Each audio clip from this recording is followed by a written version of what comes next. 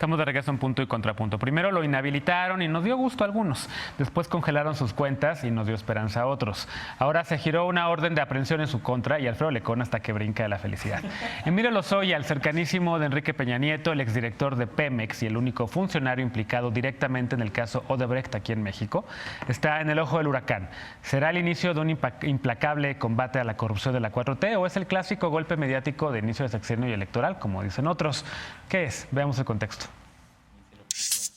A solicitud del gobierno mexicano, el presidente de Altos Hornos de México, Alonso Ancira, fue detenido en Mallorca, España, con fines de extradición. Emilio Lozoya Austin, ex coordinador de asuntos internacionales de la campaña de Enrique Peña Nieto y exdirector de Pemex, también enfrenta una orden de aprehensión. Las órdenes se giraron luego de que el director de la Unidad de Inteligencia Financiera, Santiago Nieto, informara que las cuentas de Lozoya y de AMSA se habían congelado porque se identificaron operaciones financieras con recursos de actividades presuntamente ilegales. La Fiscalía General de la República informó que el pasado 5 de marzo, la apoderada legal de Petróleos Mexicanos presentó una denuncia por una serie de delitos que motivaron un grave daño patrimonial a la paraestatal. Siendo Lozoya director de Pemex, autorizó en 2013 comprar a Altos Hornos de México, la empresa de fertilizantes agronitrogenados, por $275 millones. La operación fue considerada un mal negocio, pues Agronitrogenados llevaba 14 años abandonada, pero la petrolera se justificó señalando que ayudaría a reactivar la industria nacional de fertilizantes. La inversión, calculada originalmente en $475 millones, se incrementó a 760 debido a varias irregularidades que detectó la Auditoría Superior de la Federación. Se autorizó un crédito también de 300, 400 millones de dólares adicionales, de 800 a 1,000 millones de dólares. La FGR descubrió además una posible triangulación de recursos a través de cuentas bancarias abiertas con presuntos prestanombres y que tendrían como objeto ocultar ganancias obtenidas ilícitamente a cambio de las compras. Según una investigación de Quinto Elemento Lab, AMSA transfirió más de 3.7 millones de dólares a una empresa fantasma supuestamente creada por la constructora brasileña Odebrecht para pagar sobornos. Fue a través de esta empresa que Lozoya habría recibido sobornos. La semana pasada, Lozoya fue inhabilitado como funcionario público, así como Edgar Torres Garrido, exdirector de Pemex Fertilizantes, por irregularidades también detectadas en la compra de Fertinal. Punto y contrapunto. Bueno, segundo tema, vamos a empezar evidentemente con Alfredo Lecona, que hasta un libro trajo hoy de una investigación de Raúl Olmos. De lodo. Pero antes de eso, nada más rápidamente, porque hemos estado hablando de este tema desde que supimos que estaba ya en la mira Lozoya, desde que se fue público que lo habían inhabilitado por 10 años, me parece, para servir en cualquier gobierno. Ese día decíamos aquí, ¿quién chingado? Perdón la expresión, pero ¿quién lo iba a querer contratar? ¿No? Ahora bien, ahora le congelan los fondos, le congelan sus cuentas y lo están buscando, está prófugo, la Interpol ya emitió esta ficha roja y demás.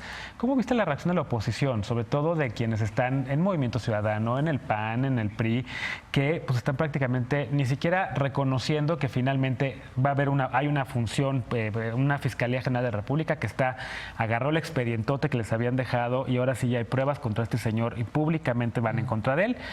Y ellos están viéndolo como un tema mínimo, ¿no? Y lo ven como una estrategia electoral. Hay elecciones este domingo, sin duda. Pero ¿cómo lo ves? Sí, bueno, o sea, lo que pasa es que sí nos puede hacer recordar muchos episodios del pasado del mismo Javier Duarte, cuando se le aprende, había una elección en puerta, la del Estado de México.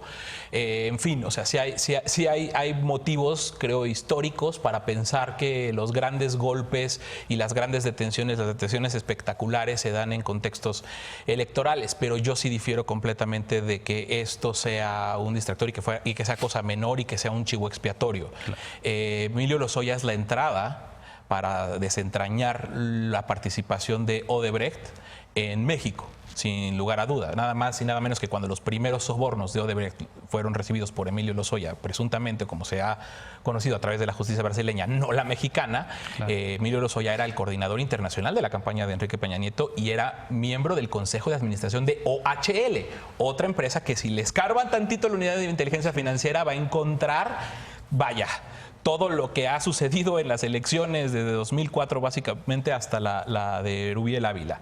Entonces, bueno, hay que separar, eso sí, el gran caso Odebrecht, o sea, Lava Jato, Lo que, para que entienda rápido la audiencia, es esta empresa brasileña que tenía incluso un departamento de sobornos ahí disfrazado, que se encargaba de explorar en los países donde habían elecciones, donde habían intereses en materia energética principalmente, quiénes podrían ser sus aliados, entregarles el soborno, o sea, comprarlos, cooptarlos y después obtener contratos millonarios una vez que llegaban a estos cargos, ¿no? Es el caso de la campaña de Enrique Peña Nieto, como presuntamente se ve. Y es muy curioso, o es irónico, es hasta poético, como el hecho de que a Santiago Nieto, siendo fiscal electoral, que era la única autoridad que en el sexenio pasado estaba investigando el caso Odebrecht y ya había apuntalado su trabajo hacia Emilio Lozoya, era justo en la materia electoral, o sea, en el inicio de la trama en México, cuando justamente llega Odebrecht a sentarse con Lozoya y a empezar a manejar los sobornos. Y hoy entra, siendo el titular de la Unidad de Inteligencia Financiera, por los efectos, por la operación, no tiene que ver necesariamente esto con el caso Odebrecht, sino con algo que es muy congruente, incluso si quitamos esta promesa del punto final, con el discurso político de Andrés Manuel. Yo ayer encontré un video de una entrevista con Ciro Gómez Leiva de hace 2 años, donde señala que Salinas, lo que hizo el mismo Salinas de Gortari, que pues para él es el jefe de la mafia, y siempre lo ha señalado así, al venderle Altos Hornos de México a Alonso Ancira, o sea, como allegado de Salinas, y luego vender esta planta de nitro... ¡Ay, se me fue el nombre! Agronitrógenos. Sí. Que ya era chatarra, ¿no? Esta es la que era chatarra. Esta que era chatarra. Y la otra no invirtieron nada. Así es. Y cómo los pagos terminan siendo cuentas donde ya está vinculada tanto depósitos de Odebrecht, ¿sí?, como presuntamente de Emilio Lozoya. Entonces, es una gran noticia. Y sí, dejar ahora que ya está esto en el ojo público nuevamente, no dejar de recomendarle a la audiencia que vea este tipo de investigaciones. Raúl Olmos, de Mexicanos contra la Corrupción y la Impunidad, Quinto Elemento Lab, han hecho trabajos excepcionales. Penilei Ramírez también estaba denunciando, de hecho, esta transacción desde 2014 y ver y echarle un ojo al fondo del caso Odebrecht. Claro. Eder. La oposición, un sector de la oposición ya rayan en lo ridículo, son muy graciosos. Primero, insistían en esta situación de que Andrés Manuel hizo un pacto de impunidad y que no iba a perseguir los grandes casos de corrupción. ¿Qué lo dijo? Después, ahorita voy al tema del punto final. Después, cuando empiezan a salir las investigaciones y se empiezan a tomar medidas, ahora dicen que es porque Andrés Manuel ya bajó en la popularidad, entonces dio la consigna de que se movilizara todo, lo cual es totalmente falso. Y la otra, que es porque es un golpe electoral.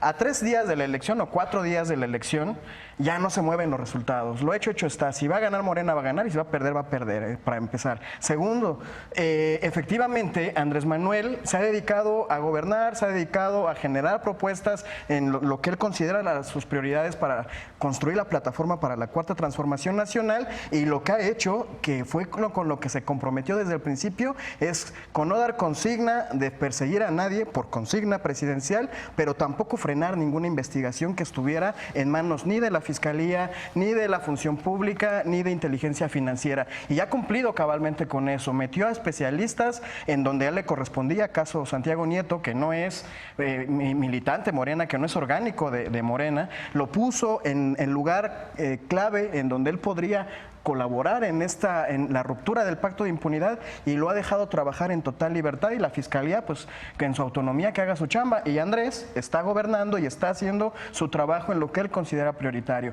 Entonces, yo creo que comprender a veces entre líneas a Andrés es complejo, pero no ha en ningún momento traicionado su palabra, en ninguno de los sentidos. Sí hay un pacto, sí se está rompiendo el pacto de impunidad, y yo lo celebro porque justo lo vinculo con lo que platicamos en el segmento anterior. Mandar un mensaje de que la impunidad está terminando en todos los sentidos, también va para los feminicidas, quienes cometen abuso sexual infantil en el seno de los hogares. Poco a poco se tiene que ir rompiendo ese gran pacto silencioso en el que efectivamente se vanagloriaban quienes cometían delitos de salir impunes. Y a mí me congratula profundamente que esté sucediendo esto, y ahora ver el sistema judicial... Que prueben que es culpable, ¿no? También, porque también herramienta. Sí, que se lleve a cabo el debido proceso. Y también la disputa con el sistema judicial, ¿no? Que ya hay un supuesto amparo para que no se detenga a Lozoya. Entonces, bueno, y estaba leyendo ahorita en Reforma que el señor Ancira sigue estando en el Consejo de Administración de Altos Hornos de México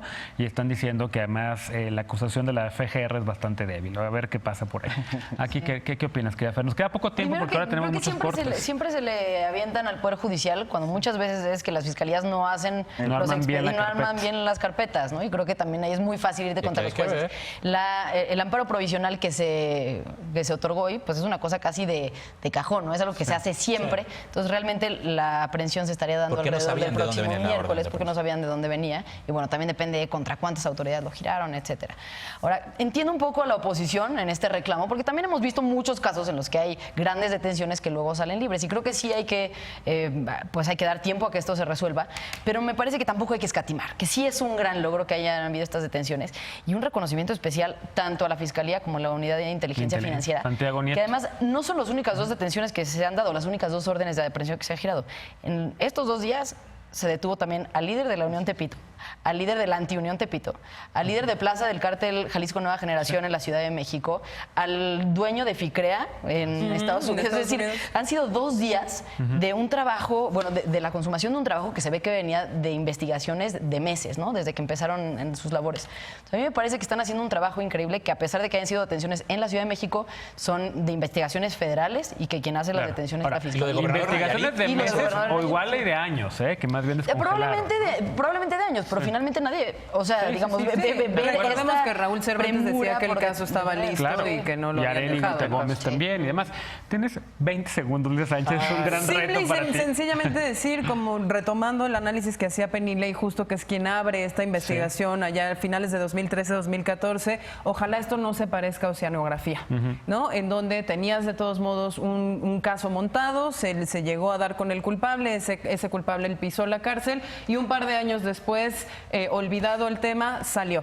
Entonces, si se comprueba la culpabilidad, pues que la pena sea la que pagaría cualquier mortal. Por supuesto. Y ojo con las amenazas que está mandando el abogado, Javier Coello. O sea, que en todos los medios se le ha pasado diciendo que Enrique Peña Nieto debería de citar, de ser citado a declarar. Que Lozoya no hizo nada si no fuera por que no pasaba nada, no se movía una hoja sin la instrucción del presidente. O sea, seguramente. Claudia Ruiz Massieu y Osorio Chong y más periodistas ya dijeron que eso no va a pasar. Pero, veamos, una pausa. Regresando, elementos del ejército mexicano fueron retenidos en la Huacana, en Michoacán, donde civiles los sometieron y obligaron a devolver armas que habían sido decomisadas. Situación grave en ese estado. Regresamos con este tema punto y contrapunto. No te vayas.